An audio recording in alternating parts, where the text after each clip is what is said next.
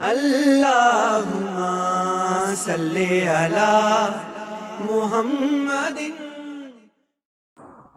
اللہم انی اسألک علما نافعا وعملا متقبلا ورزقا طیبا، آمین یا رب العالمین۔ السلام علیکم ورحمۃ اللہ وبرکاتہ۔ پارٹ 1 میں ہم نے نیند سے بیدار ہونے کی سنتیں، بیت الخلاء داخل ہونے اور نکلنے کی سنتیں پڑھی تھیں۔ آج ہم انشاءاللہ تعالی سونے سے پہلے کی سنتیں پڑھیں گے۔ سونے سے پہلے کی ایک سنت یہ ہے کہ وضو کر کے سویا جائے۔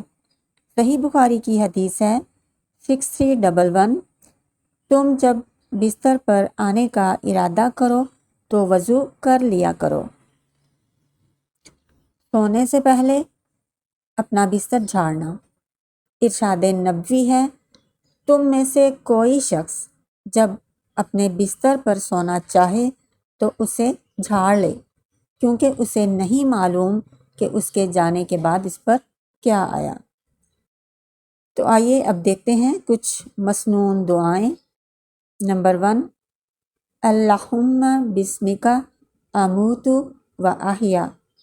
صحیح بخاری کی حدیث ہے 6314۔ نمبر 2، قرآن مجید کی آخری 3 سورتیں، سورۃ الفلق، سورۃ الناس، سورۃ اخلاص، تینوں یہ صورتیں پڑھیں آپ۔ دونوں ہتھیلیوں کو اکٹھا کر کے ان میں پھونک ماریں۔ اس کے بعد جہاں تک ہو سکے اپنی ہتھیلیوں کو اپنے جسم پر پھیریں، اور شروع آپ نے اپنے سر اور چہرے سے کرنا ہے۔ ایسا 3 بار کریں۔ نمبر 3، اپنا دایاں ہاتھ اپنے دائیں رخسار کے نیچے رکھیں اور 3 بار یہ دعا پڑھیں، اللہم قنی عذابک یوم تبعث عبادک۔ نمبر 4، 33 مرتبہ سبحان اللہ، 33 بار الحمدللہ، 34 بار اللہ اکبر پڑھیں۔ نمبر 5، ایک اور مسنون دعا اور یہ صحیح بخاری سے لی گئی ہے، حدیث نمبر 6320، بسمک ربی وضعت جنبی وبک ارفعہ، ان امسکت نفسی فارحمھا وان ارسلتھا فاحفظھا بما تحفظ بہ عبادک الصالحین۔ نمبر 6، آیت الکرسی کو پڑھیں۔ صحیح بخاری میں اس کی فضیلت بتائی گئی ہے کہ جو آدمی اسے پڑھ لے ساری رات اللہ کی طرف سے ایک محافظ اس کی نگرانی کرتا رہتا ہے اور شیطان اس کے قریب نہیں آتا۔ اس کے بعد دیکھتے ہیں ایک اور مسنون دعا، یہ صحیح مسلم کی ہے، حدیث نمبر 2712، اللہم خلقت نفسی وانت توفاہا لک مماتہا ومحیاہا، ان احییتہا فاحفظھا وان امتہا فاغفر لہا، اللہم انی اسألک العافیہ۔ نمبر 8، دیکھتے ہیں ایک اور مسنون دعا، اللہم فاطر السماوات والارض عالم الغیب والشہادۃ لا الہ الا انت رب کل شیء وملکہ، اعوذ بک من شر نفسی ومن شر الشیطان وشرکہ وان اقترف علی نفسی سوءا او اجرہ الی مسلم۔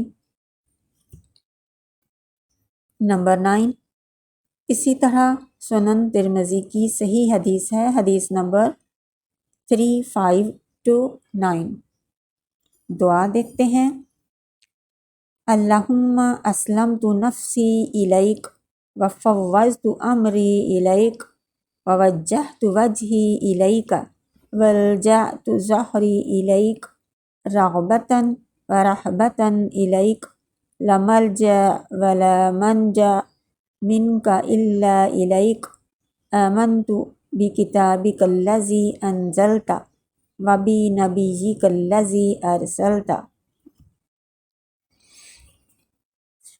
اور اب ہماری آخری دعا ہے، اور یہ ہے سورۃ البقرہ کی آخری 2 آیات۔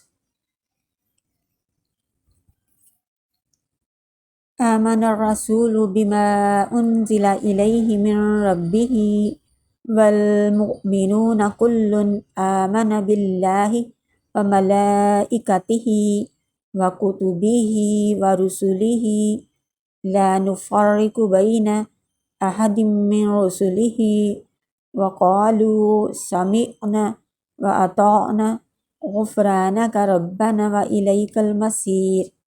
لا یکلف اللہ نفسا الا وسعها لها ما کسبت وعلیہا ما اکتسبت ربنا لا تؤاخذنا ان نسینا او اخطأنا ربنا ولا تحمل علینا اصرا كما حملته على الذین من قبلنا ربنا ولا تحملنا ما لا طاقة لنا به واعف عنا واغفر لنا وارحمنا انت مولانا فانصرنا على القوم الکافرین۔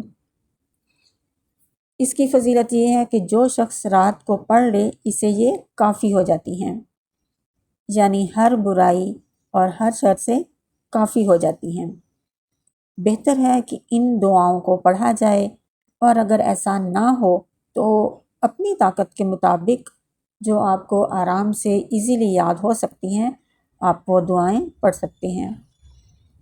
ان دعاؤں کو پڑھنے سے 2 فائدے حاصل ہوتے ہیں۔